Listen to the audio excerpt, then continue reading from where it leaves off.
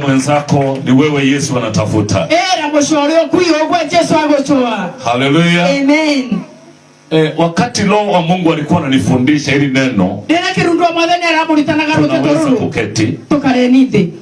Wakati Mungu alikuwa ananifundisha hili neno, hata Mungu alichangaa na anataka kusimama, na anataka mtu wa kusimama mahali.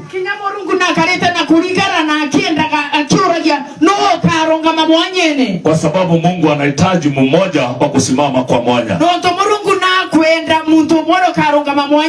Na ndio unajua ni kwa nini watu wanaisha. Ni kwa sababu hakuna mtu wa kusimama kwa mwanya.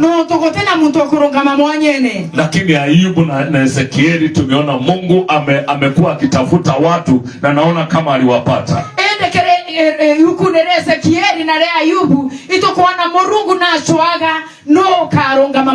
Ajitoe kwa sababu ya kwake.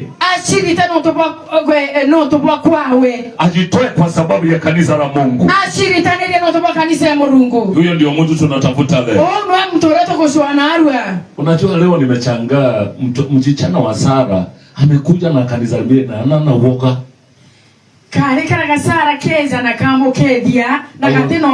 I'm very happy. Nikaona yule mtoto wangu wa kiroho. Anataka kuimba kama kanisa hili. Kwa sababu gani? Kuna mama amesimama kwa mwanya. Na akatembea kwa ile neema.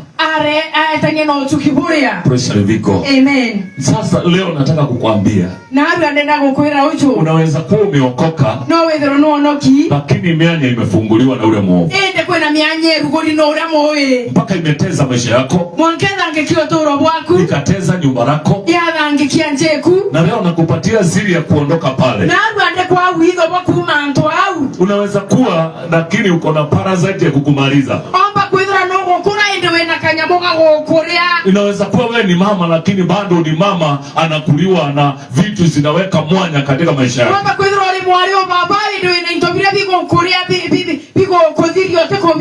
Mpaka unatosa kukamilika katika, mpaka unashindwa kutosheka katika ile wokovu uko nayo.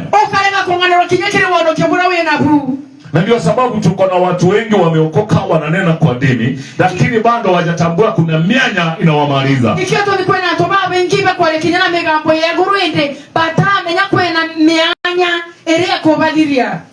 Pigia Yesu makofi. Roho wa Mungu amenionyesha watu wawili. Amenionyesha Joe